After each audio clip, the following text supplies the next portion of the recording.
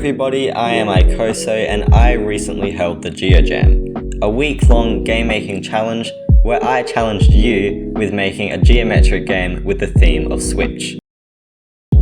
602 people joined the jam and 152 games were able to be submitted, which is just awesome. In total, there was almost 1700 ratings given to the entries, and in this video I'll be sharing my favourite games from the jam. And at the end of the video I will share the top 3 placing games in the overall category. As I speak about each game, I'll have some footage of me playing the entry in the background, which will be great for you because I'm not a very good gamer. I'm actually pretty terrible at playing most games. Apart from Stardew Valley, I don't care, fight me Eric, fight me Z, I will farm potatoes better than any of you. Anyway, thank you everyone for participating and let's get right into it. Just a quick note here, a lot of these games have flashing lights and colours, so please continue watching at your own discretion. First up we have RAGESWITCH by Valdosh. This is a quirky little platformer where you change gravity based on the switches in the level. It could flip you upside down, right side up, and the same on the other axis. The movement felt really tight and was put really nicely together with sound effects, particles, and a really charming aesthetic. Linked to its name, it was a little bit ragey, but it was fun enough to continue playing, and you know me, I love my platformers, and I was actually pretty good, and I didn't die a single time. Another platformer with a unique style is To The Beat by B-Bomb. In this game there are 2 sets of platformers which will switch between on and off states, and like the name suggests, it's to the rhythm of the music. This was such a cool idea and put together cleanly, and I really like the lighting effects, it really brought a lot together. The platforming challenges were great too, similar to Shapeshifter, where you can swap between different player characters. Each player has their own ability, such as the circle being able to jump high, but not move horizontally, in which case you can transform to the square mid-air to make a long jump. It had a whole heap of great challenges that kept me playing through the game, and definitely had an awesome interpretation of the geometric aspects of this jam. Talking about geometricness, no other game did it as cleanly and as simply as SHAPEZ, with a Z because it's just that cool. In this hyper-casual infinite game, all you do is choose the appropriate shape to match the one you're approaching. This is a great showcase of how really simple ideas can be made into a fun and pretty addictive game, which is exactly what game jams are all about. Also, if you dare to beat my high score, good luck because I'm awesome. GeoKings was yet another platformer in this jam, and again it took on a really interesting approach to the mechanics in this game. I especially liked these colour changing sections where you could only interact with certain parts of the level if you were or were not of that particular colour. The art style was super chill, much like in CQUARE. CQUARE?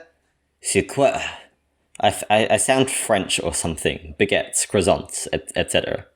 This was an incredible physics-based entry which I honestly got lost in playing. It was just so fun to spin around as a circle and as a square, switching between the two to handle different terrain features, and it was actually really calming to play. Well done to the devs of this entry. And GEOTRON is another super unique project. It's not much of the game as the developer explained, but this small program here that they made creates these awesome shapes. They shared a bit of how it works on their Game Jam page, and I am not big brain enough to understand it or figure it out, but you can find the link to all of the games in the description below. I love just looking at all of the patterns it created and it was pretty mesmerizing.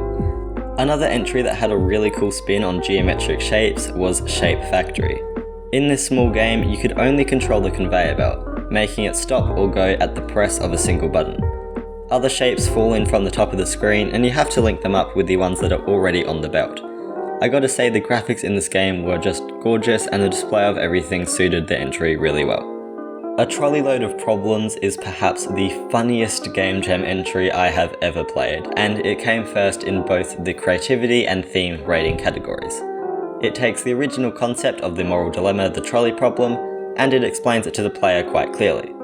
But then it goes into different scenarios with different things to hit. Now, I don't know if this was intended or not, but I got every single thing correct. And when I say correct, the game was sort of testing my morality in a way. I highly recommend you go play it for a good laugh. Apparently there are multiple different endings you can find, but the best part about this was that the game gave me a choice to kill New Zealand or Australia.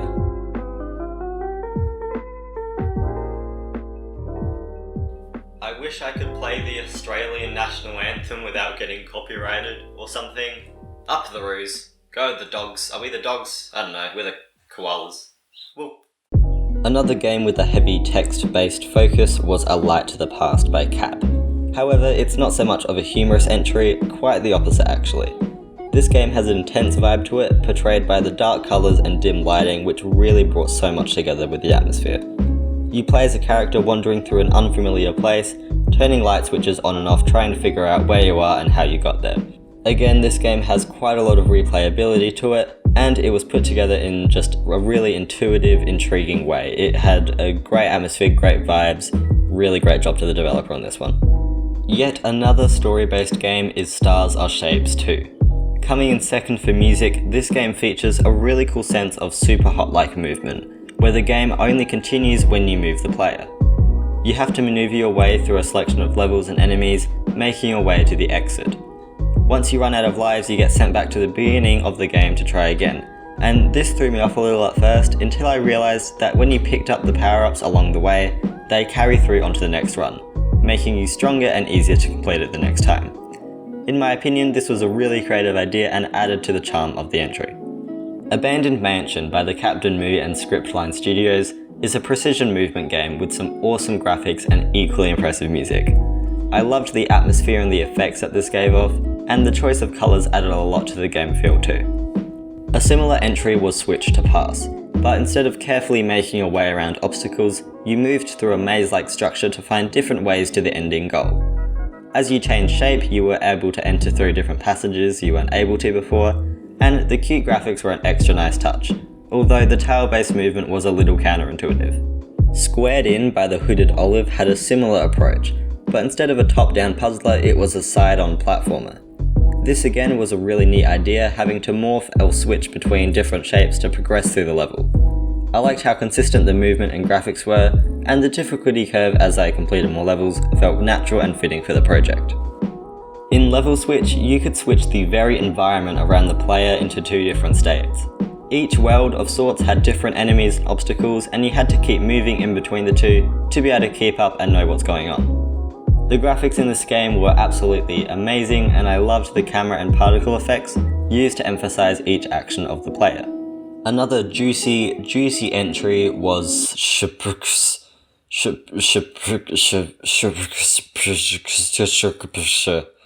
by Clone 13.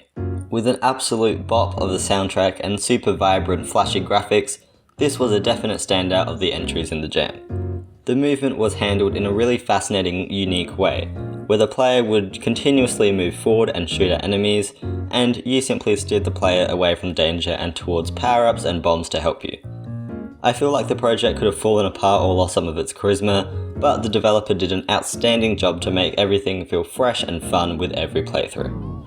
A similar entry was Bits of War. This is a very charming, minimalistic twin-stick shooter with tight and snappy controls, which is pretty much everything I could ever ask for in a game. The coolest part about this though for me was the level selecting system. The devs used a 5-bit binary code to organise their stages, and I've never just seen something like this before, so massive kudos to you programmers who put this together. Credit also goes to the development team of Particle Attraction. In this shooter, you can switch between states of differing magnetisms to attract or repel oncoming bullets from enemies, which also applies to the bullets you shoot back at them. It felt super satisfying to just push the other bullets to the side when they got too close, and I wouldn't even know where to start when programming a system like this. Awesome work you guys, and a similar style of shooter can be found in Bomb Buddies. This entry won first place in the graphics category, and it's clear to see why. In this game, you can switch between two player characters who have different mechanisms of shooting. One just shoots a regular bullet, the other shoots a kind of like bomb thing, which causes this like area damage to occur. You're required to stay alive for as long as possible, fending off the oncoming enemies while you rapidly try to reload your gun, and well, fail a lot if you're me. I absolutely adored the neon glowy aesthetics, and even though it was a bit laggy, it still turned out really well. One of the best puzzle games in this jam was Polygon Swap by Whisker Games. In this amazingly styled geometric world, you swap between a triangle and a square player character to solve problems. I don't know, everything in this game just felt really right and in place. I could definitely see it being expanded upon to make into a full release, perhaps with the additional mechanics to add the difficulty and accessibility of the project that I might need. GeoSwap by KingJaw is yet another puzzle-like entry in this jam, but this one is a lot more fast-paced. In this game, you switch the position of two different elements in the level to make the players react differently to them. For example, spikes kill the player, but the circle makes the player jump up, so this sets them on different routes to get to the goal. I loved the vibe of this entry and it even won 3rd place in gameplay, so that's an additional bonus for sure. If I had to change one slight thing though, I would give a small delay between the resets, as it can be just a bit tricky to do the first couple of movements on time really quickly. In Blip, you are a bean. Incredible, hands down, amazing. Bean superiority aside though for a second, this platformer had some super creative ideas for levels and level design. A little laggy at times, sure, but the cuteness and late 2000s feel that this project let off definitely made up for it. Extra points for the fact that the eye of the magical bean follows the mouse cursor, that was an excellent polishing touch. Side Switcher by Sleepy Wombat is another great example of simple platforming with interesting ideas done right. This game uses a screen wrapping, screen looping, whatever you want to call it, feature, which allows the player to get from one side to the other just by jumping to the other side of the screen. Super well put together, the only thing I'd suggest is making the camera a bit smoother to follow. Another great platformer is The Border. Here you switch between different player characters, and instead of having separate abilities, the swapping actually changes other things in the world. You have to be careful about when and where you swap them to make sure that, like, moving platforms come on time, allowing you to hop on them and then switch to the other to play and move the platforms more. It does get confusing, but it's a really cool feature and a lot of puzzle elements, and yeah, it could expand onto a really big project and I really loved it. The simplistic geometric art style gave me time to concentrate on when I needed to go and what I needed to do. Great stuff all around, much like Boulette, which rocks an incredibly retro and stylized aesthetic. This entry absolutely blew my mind away. Everything felt so smooth and fitting and it all just worked so well. The movement and gameplay was consistent and the particle effects were a great touch too. I loved the flair of this entry and everything that came with it. Massive well done to Mr. Chicken Boy for creating this game. Gravity Switcher by AwesomeRedFlare tied for 1st place in the gameplay category of the jam, and it is not difficult to see why. All you do as the player is press a button to change the direction of the local gravity for the character, and this opens up opportunities to do some really great speedrunning of the game. My best time was about 40 seconds and I'd love to see you try and beat it. Really, I feel like this game is so cool for speedrunning, and I think the developer kind of intended it with the timer, but also with the small hints in the levels for shortcuts if the player was skilled enough, like me because I am an epic gamer. Block Breakout took the stock idea of many old games and turned it into a new modern 3D style. Although a bit ununiform, I really enjoyed working my way through the block puzzles, definitely fitting the geometric theme. And even though this idea is quite simple, I could see that the developer put a lot of time and effort into making sure all of the mechanics were put in place well, and the design of the levels fit the progression of the game. Awesome stuff. And Switchworld won 1st place in the geometricness category. Put together by a trio of developers, this huge puzzle crossed with movement game stood out heaps. Like some other entries, there was this whole new dimension type of thing that you had to keep switching between to find new obstacles and paths to continue through the game. The pacing was great and I especially liked the fact that you could place a checkpoint wherever you wanted to. That was on point for someone like me who tends to just die over and over.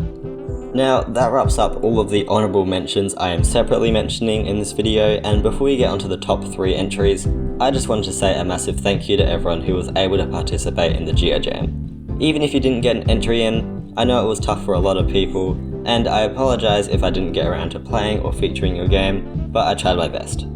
There will be tons of opportunities in the future for something similar, so now let's get on to the winning entries. In 3rd place we have Parallels by JakeMakesGames. This platformer was super juicy and well composed. The level design really enhanced the movement mechanics of the player, and it had a nice natural difficulty curve which led me on to playing right to the end. The music and audio design once again was an absolute knockout, and I gotta say that this is just a really atmospheric and engaging entry. Well done to the dev.